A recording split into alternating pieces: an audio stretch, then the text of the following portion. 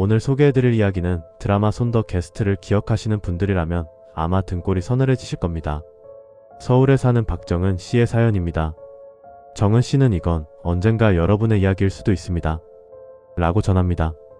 여러분은 혹시 굿 하는 거 구경해 보신 적 있으신가요? 호기심에 혹은 그냥 우연히 굿판을 기웃거리다가 돌아올 때 과연 집으로 들어오는 게 사람뿐이었을까요? 지금부터 사연자의 이야기를 들어보겠습니다. 저는 살면서 굿판이라는 걸 본 적이 한 번도 없었습니다. 미신을 믿는 편도 아니었고요. 그런데 어느 날 사업을 크게 확장하는 친구가 잘 좀 봐달라는 의미로 재수굿을 크게 한다더군요. 야, 정은아, 너 굿 한번 구경 올래? 볼만해. 평소 같으면 거절했을 텐데 그날따라 이상하게 그 굿이 너무 궁금했습니다. 마치 누군가 등 떠미는 것처럼요. 결국 저는 순전히 호기심 하나로 그 굿당을 찾아갔습니다. 굿판은 생각보다 훨씬 화려하고 압도적이었습니다. 신내림을 받았다는 무당의 칼춤, 쉴 새 없이 울리는 방울소리, 가슴을 때리는 푹소리. 그 낯선 풍경이 묘하게 사람을 홀리는 기분이 들더군요. 저는 한두 시간 정도 넋을 놓고 구경하다가 일이 있어 슬그머니 굿당을 빠져나왔습니다. 아무에게도 인사하지 않고요. 그런데 그날 이후로 제 일상이 조금씩 뒤틀리기 시작했습니다. 며칠 뒤 밤이었습니다. 거실 소파에서 TV를 보고 있었고 옆에는 키우던 강아지가 얌전히 자고 있었죠. 평화로운 저녁이었습니다. 그런데 갑자기 강아지가 거실 구석 비너공을 뚫어져라 쳐다보더니 미친듯이 짖어대기 시작했습니다. 평소엔 짖지도 않는 순한 녀석인데 말이죠. 쭈쭈야, 왜 그래? 괜찮아, 아무도 없어. 진정시키려고 안아 올렸는데 녀석은 짖는 걸 멈추지 않았습니다. 그러더니 갑자기 겁에 질려 꼬리를 말더니 제 품으로 파고들어 벌벌 떨더군요. 그 순간 등줄기를 타고 얼음장 같은 기운이 쭉 훑고 내려갔습니다. 근육이 뻣뻣하게 굳는 느낌. 그리고 직감이 왔습니다. 아, 지금 내 등 뒤에 누군가 서 있구나. 사실 저는 어릴 때부터 소위기가 약해서인지 귀신을 종종 보는 편이었습니다. 그래서 경험칙으로 알고 있었죠. 이럴 땐 모른 척하는 게 상책이라는 걸요. 보통은 무시하면 스쳐 지나가니까요. 그래서 그날도 애써 태어난 척 뒤를 돌아보지 않고 TV만 쳐다봤습니다. 하지만 이번엔 달랐습니다.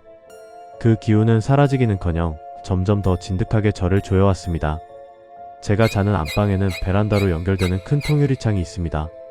어느 날부터인가 그 창 너머에서 시선이 느껴지기 시작했습니다.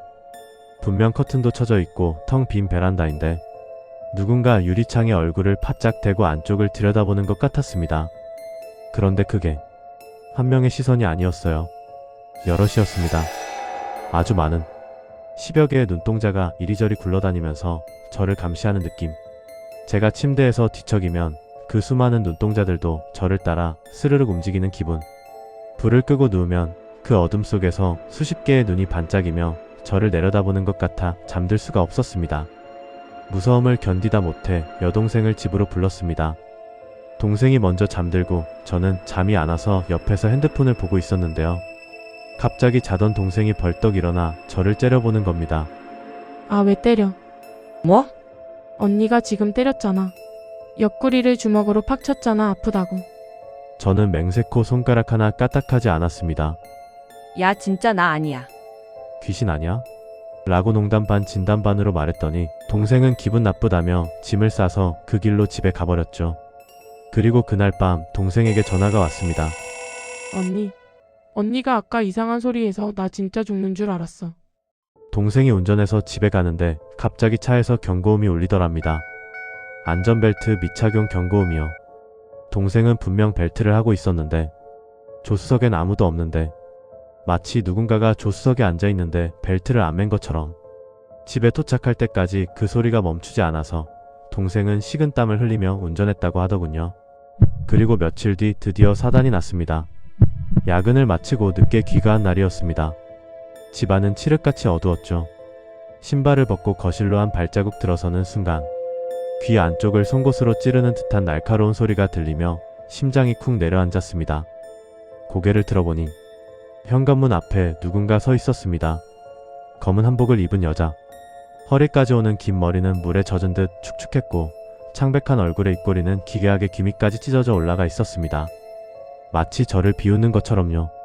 도망쳐야 하는데 가위에 눌린 것처럼 손가락 하나 까딱할 수 없었습니다. 그 여자가 스르르 미끄러지듯 제게 다가와 양팔을 꽉 붙잡았습니다. 그리고는 칼날 같은 손톱으로 제 팔뚝을 위에서 아래로 쭉 긁어내렸습니다. 살이 찢어지는 듯한 끔찍한 통증에 저는 비명을 지르며 뒤로 나자빠졌죠. 하지만 그 여자는 아랑곳하지 않고 제 몸을 통과해 거실 안쪽으로 유유히 들어갔습니다. 그리고 그 뒤로 수십 개의 희번덕거리는 눈동자들이 줄지어 집 안으로 따라 들어오는 게 보였습니다. 꿈이다. 이건 악몽이다. 그렇게 되뇌며 벌떡 일어났습니다. 다행히 방 안은 고요했습니다. 악몽을 꿨나 보다 싶어 안도의 한숨을 내쉬며 팔을 무심코 내려다봤는데 제 양팔엔 선명하게 긁힌 자국이 부풀어 올라 있었습니다. 꿈에서 그 여자가 긁었던 그 자리 그대로요. 그때 옆에서 강아지가 거품을 물고 헐떡거리며 쓰러졌습니다. 병원에 가보니 급성 폐렴의 장염이라고 이유를 알 수 없다고 하더군요. 더 이상 버틸 수 없어 지인의 소개로 용한 법사님을 모셨습니다. 집에 들어서자마자 법사님은 대뜸 이렇게 말씀하시더군요. 방울 소리가 들리네. 아주 요란해. 저는 아무 소리도 안 들리는데 법사님은 귀를 기울이며 집안을 살피셨습니다. 안방, 거실, 그리고 마지막으로 주방. 법사님은 주방 허공을 보며 무언가 숫자를 세기 시작했습니다. 하나, 둘, 셋. 33이네. 방울을 33개나 달았어.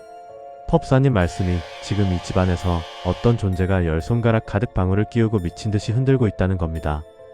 마치 자기가 무당인 척, 신령인 척 하면서 다른 잡기들을 불러 모으고 호령하고 있다고요.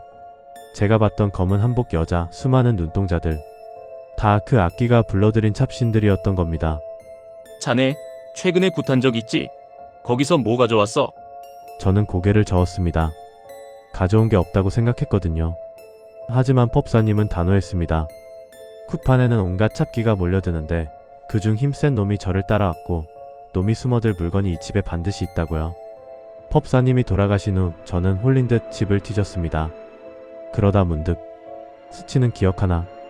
굿땅을 나오던 순간 시중 들던 아주머니가 제게 쥐어준 것이 있었습니다. 아가씨, 이거 복돈이야. 재수 좋은 거니까 쓰지 말고 잘 가지고 있어. 10,000원짜리 지폐 한 장. 저는 서랍 구석에 처박아둔 꼬깃꼬깃한 10,000원짜리를 찾아냈습니다. 망설일 이유가 없었죠. 그 돈을 들고 밖으로 나가 라이터로 불을 붙였습니다. 활활 타오르는 불꽃을 보며 빌고 또 빌었습니다. 제발 떠나달라고. 돈을 태운 그날 이후 거짓말처럼 모든 현상이 사라졌습니다. 시선도 악취도 강아지의 병도요. 하지만 끝난 줄 알았던 공포는 여진처럼 남았습니다. 그 후로도 가끔 이상한 일이 있었거든요. 동생 눈이 갑자기 핏줄 터진 듯 빨개졌는데 무속인이 그걸 보고 눈충혈된 귀신이 옆에 서 있다고 한 적도 있었고요. 여러분, 저는 그 뒤로 사람들에게 말합니다. 함부로 굿판 구경 가지 마시라고. 호기심의 대가는 생각보다 혹독하다고요. 사연을 듣다 보니 떠오르는 존재가 있네요. 바로 허주입니다. 찹기들 중에서도 아주 악질인 일종의 가짜 주인 행세를 하는 귀신이죠. 스스로를 신령처럼 꾸미고 방울을 흔들며 사람을 속이고 군림하려 드는 존재.